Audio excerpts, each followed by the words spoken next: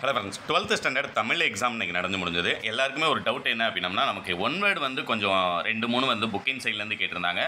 அப்போ English exam எப்படி இருக்கும் அப்படிங்கிற டவுட்ஸ் உங்களுக்கு இருந்தது. ஃபஸ்ட்டு அந்த ஒன் வேர்டை வந்து கிளாரிஃபை பண்ணிடுறேன். அதுபோக உங்களுக்கு நெடுவினா பேராகிராஃப் புரியுங்களா? இதில் நெடுவினா எப்படி இருந்தது, இங்கிலீஷில் பேராகிராஃப் எப்படி படிக்கணும் அப்படிங்கிறது தெளிவாக சொல்கிறேன். ஃபஸ்ட்டு தெளிவாக இந்த வீடியோ ஒரு தடவை பாருங்கள். முடிஞ்ச அளவுக்கு இந்த வீடியோ உங்களுடைய ஃப்ரெண்ட்ஸ்க்கு ஷேர் பண்ணிட்டு நம்முடைய சேனலுக்கு புதுசுனா சேனலை மறக்காமல் சப்ஸ்கிரைப் பண்ணிடுங்க. இப்போ இலக்கியத்தையும் மொழியையும் ஒரு சேர தொல்காப்பியம் புக் பேக் தான் கேட்டிருக்காங்க. குறிப்புகளில் மலர்ந்திருக்கும் தமிழறிஞரை கண்டுபிடிக்க. ஆக்சுவலாக இது வந்து மொழித்திறன் பயிற்சியில் 2 மார்க் கொஸ்டினில் உங்களுக்கு கேட்கக்கூடியது. மறைமலை அடிகள் முதல் இரு எழுத்துக்களில் மறைக்கலாம், மறை அப்படிங்கிறத வச்சு மறைக்கலாம். மறைமலை அடிகள் இதுவும் புக் பேக்கு. உயர்திணை என்மனார் மக்கச்சுட்டை அக்ரிணை என்மனார் அவரள பிறவே தொல்காப்பியம் இதுவும் புக் பேக் கொஸ்டின். அடுத்து, உலக நாடுகள் மாற்று ஆற்றலை நோக்கி சென்றால் மட்டுமே புவி வெப்பமயமாதலை கட்டுப்படுத்த முடியும். கார்பன் அற்ற பயன்பாடு தேவையாகிறது. இதுவும் புக் பேக் தான். இந்த வையத்துள் வாழ்வாங்கு வாழ்பவன் பயன் தூக்கார் செய்த உதவி சினம் காலத்தினார் செய்த நன்றி அப்படிங்கிறது நமக்கு புக் பேக்கில் பொறுத்துகவா இல்லை. ஆனால் இது எல்லாமே பார்த்தீங்க அப்படின்னம்னா உங்களுக்கு மனப்பாட திருக்குறள் மட்டும்தான் இதில் கேட்டிருப்பாங்க. பார்த்தீங்கன்னாலே உங்களுக்கு தெரியும். வையத்துள் வாழ்வாங்கு வாழ்பவன் பயன் தூக்கார் செய்த உதவி சினம் என்னும் சேர்ந்தாரை கொல்லி காலத்தினார் செய்த நன்றி சிறிதெனும் ஞாலத்தின் மானப்பெரிது. புரியுதுங்களா? அப்போ இதுவும் பார்த்தீங்க அப்படின்னம்னா கிட்டத்தட்ட புக் பேக் கணக்கில் தான் வரும். என் தந்தையர் நாடென்ற பேச்சினிலே ஒரு சக்தி பிறக்குது. தந்தை வழி சமூகமுறை புக் பேக் கொஸ்டின். காவினம் களனே சுருங்கினம் கடப்பை இசைக்கருவி. காலை இளம்பையில் நன்றாக மேய தும்பறுத்து துள்ளி வரும் புதுவையில். துள்ளி வரும் அப்படிங்கிறதுலையே ஒரு செயல்பாடு இருக்குது. அப்போ வினை அப்படிங்கிறத ஈஸியாக தேர்ந்தெடுக்கலாம். இது புக் பேக் கொஸ்டின் கிடையாது. ஆனாலும் நமக்கு ப்ரீவியஸ் இயரில் கேட்ட கொஸ்டின் அப்படிங்கிறனால இதையும் நீங்கள் என்ன செஞ்சுருக்கணும்னா சூஸ் பண்ணியிருக்கலாம். அடுத்தது பார்த்தீங்கன்னா 9 ஈற்றடி எழுதி துளிப்பாவை நிறைவு செய்க. வானம் அழிகிறது பூமி சிரிக்கிறது. இது புக் பேக்கா இல்லை புக்கின் சைட்லையா அப்படின்னம்னா, பாய் ஏற்ற பழகலாம் அப்படிங்கிற பாடத்தில் லாஸ்ட்டாக பயிற்சி ஒரு 10 கொடுத்துருப்பாங்க டேஸ் கொடுத்து. அதை யாருமே பார்த்துருக்க மாட்டீங்க. ஆனால் இதுவும் புக் பேக்லேருந்து தான் கேட்டிருக்காங்க. புக்கின் சைட் கிடையாது. புரியுங்களா? அடுத்து, மேடையின் மேலிருந்து வேண்டும் போது கீழே இறங்கு வகையில் அமைக்கப்படும் திரை என்னன்னு கேட்டிருக்காங்க. கறந்து வரல் திரை அப்படிங்கிறது இதனுடைய பொருள்.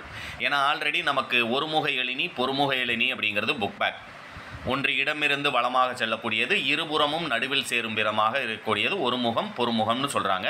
அப்போ மேலிருந்து கீழ்னு வரும்போது அது கறந்து வரல் அப்படிங்கிறது உங்களுக்கே தெரிஞ்சிருக்கணும். மொத்தமே 3 திரைகள் தான் இருக்குது அப்படிங்கிறது படிச்சிருப்பீங்க. மலைமேகத்தை கண்ட மயில் போல நீல வண்ண கண்ட குந்தி அப்படிங்கிறது. மலைமேகத்தை கண்டவுடன் மயில் எப்படி கூத்தாடுமோ அதுபோல் மகிழ்ச்சி அப்படிங்கிறது. இது புக்கின் சைடு தான். ஆனால் நமக்கு இது பயிற்சியாக புக் பேக்லேயே கொடுத்துருக்குறாங்க.